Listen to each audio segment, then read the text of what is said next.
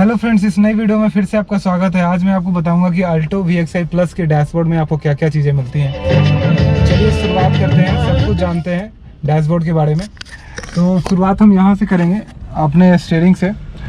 तो सबसे पहले हम कार को स्टार्ट करते हैं। जब मान लीजिए चाबी हमने लगाया, स्टार्ट करते हैं, तो स्टार्ट करने के बाद आपको ये इतना बड़ा इंस्ट्रूमेंट क्लस्टर एक मिलेगा, जिसमें आपको टैकोमीटर नहीं मिलता है।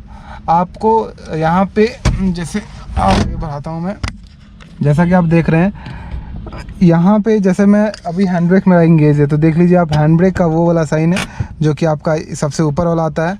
बगल वाला उसका लो फ्यूल वार्निंग है, तो अभी मेरा लो फ्यूल वार्निंग दिखा रहा है, वैसे दिखाना तो नहीं चाहिए।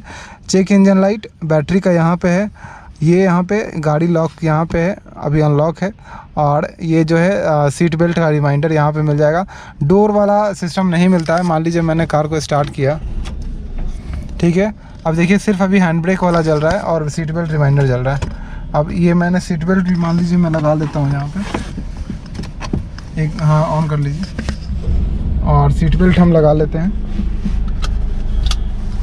तो मेरा सीट बेल्ट लगाने के बावजूद वो नहीं हटेगा, क्योंकि मेरा पैसेंजर साइड सीट बेल्ट जो है वो नहीं इंगेज हुआ है, तो उनको भी लगवा देते हैं, तो वो हट जाएगा। उसके बाद मैं आपको दरवाज़ा खोल के दिखाऊँगा।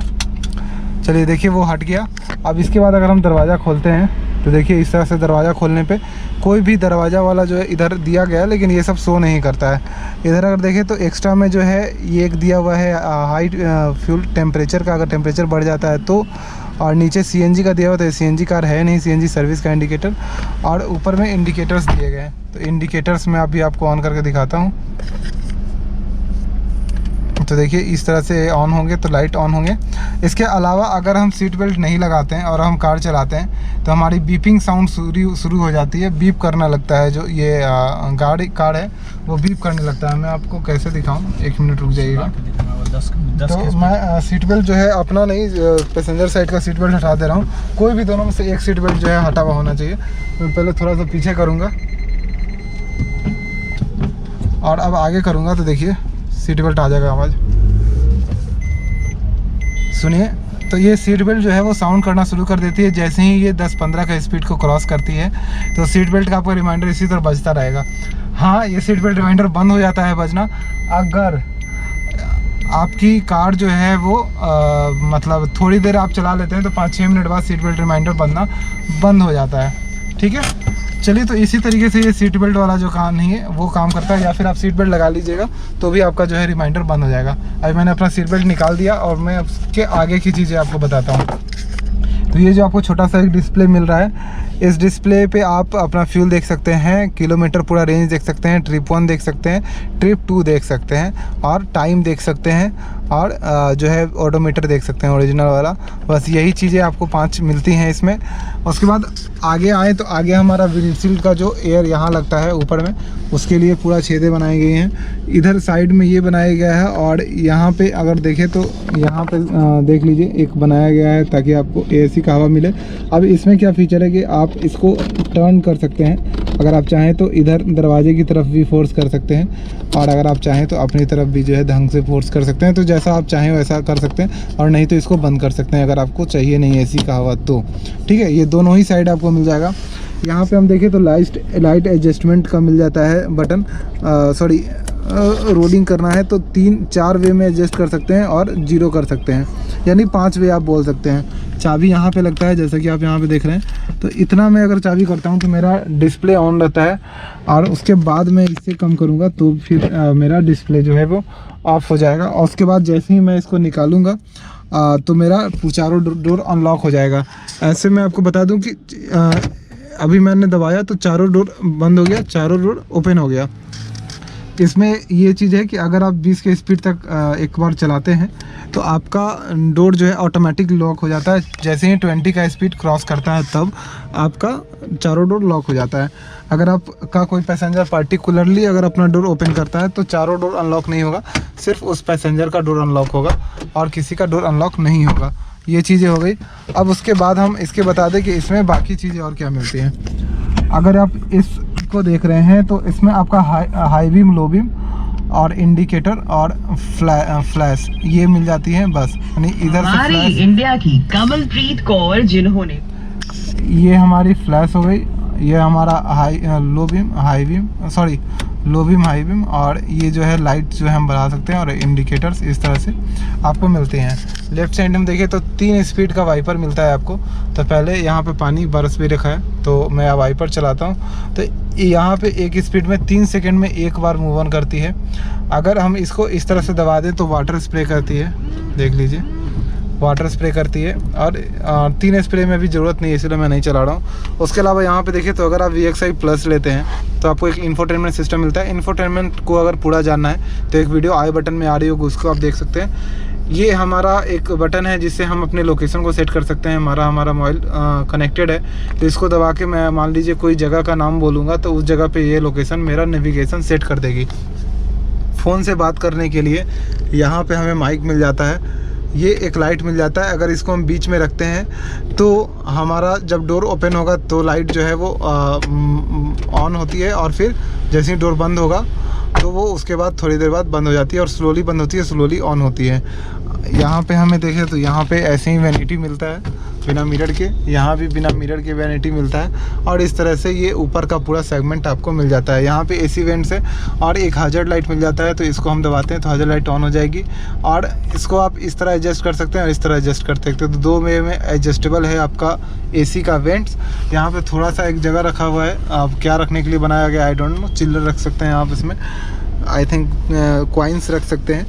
यहाँ पे 2 बोतल होल्डर्स लगाए गए हैं, तो हाफ लीटर का 2 बोतल इसमें आ जाता है। अंदर आप पर्स वर्स रखना चाहें तो रख सकते हैं। मोबाइल रखने में दिक्कत होता है अगर आपने बोतल रख लिया है तो, या तो बोतल रखिए या तो मोबाइल पर्स रखिए, बस उतना ही। 12 वोल्ट का एक चार्जिंग सॉकेट मिलता है, एक USB मिलता है और एक ऑक्स मिलता है कि आप जो है ऑडियो टू ऑडियो कनेक्ट करके चला सकते हैं। 5 गियर ट्रांसमिशन, तो गियर नॉब इस तरह से देखने को मिलेगा।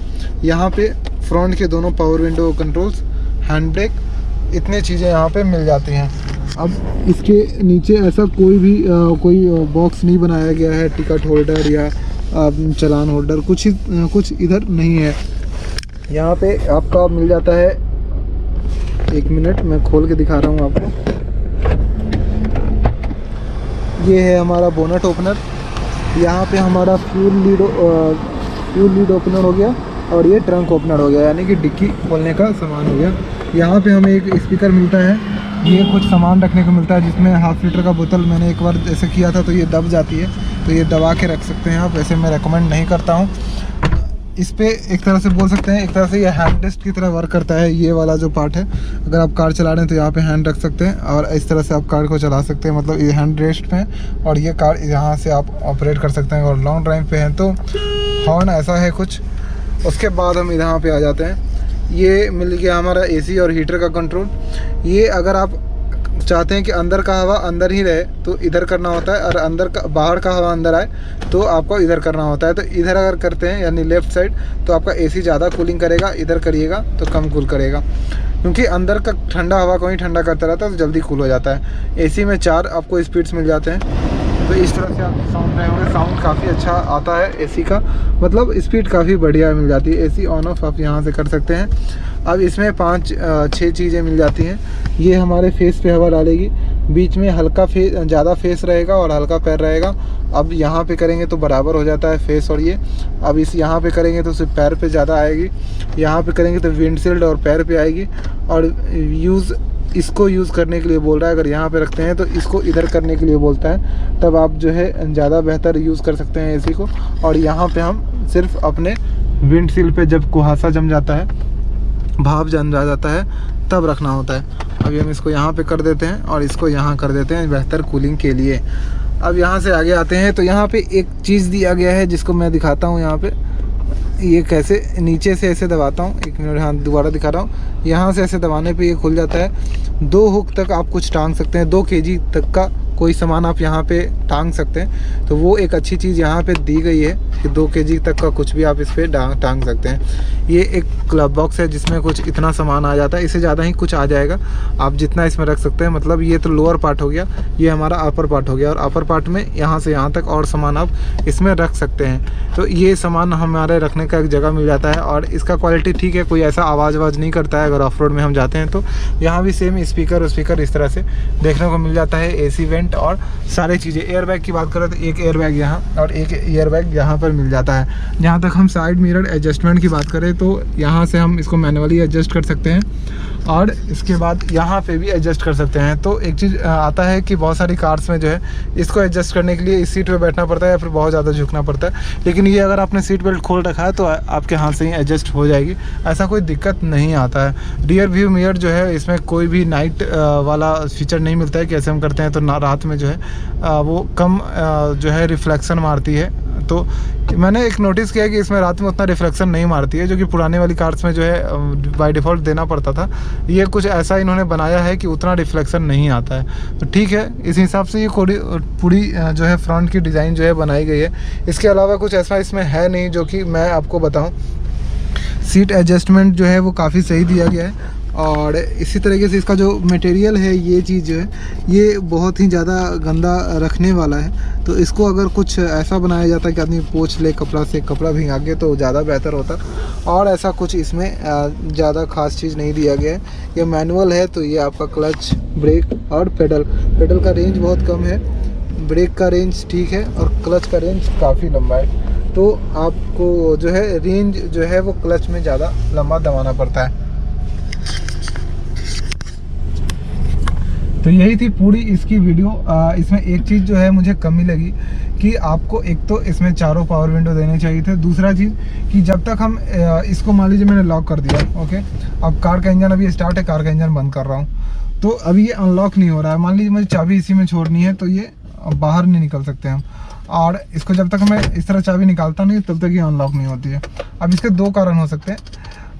एक तो ये कि इसमें एक स्विच दिया जा सकता था अनलॉक करने के लिए, लेकिन उसमें एक दिक्कत होता है, कभी कभी लोग चाबी जो है गाड़ी में ही भूल जाते हैं और ये गाड़ी जो है अपने आप लॉक हो जाती है अगर आप लंबे समय तक इसको इस्तेमाल नहीं कर रहे हैं। मान लीजिए मैंने इसको अनलॉक किया, मैं बाहर हूँ और मैं 5 मिनट तक इसके अंदर नहीं आया, तो कार जो है 5 मिनट नहीं 2 मिनट में ही बंद हो जाती है, अपने आप लॉक हो जाती है।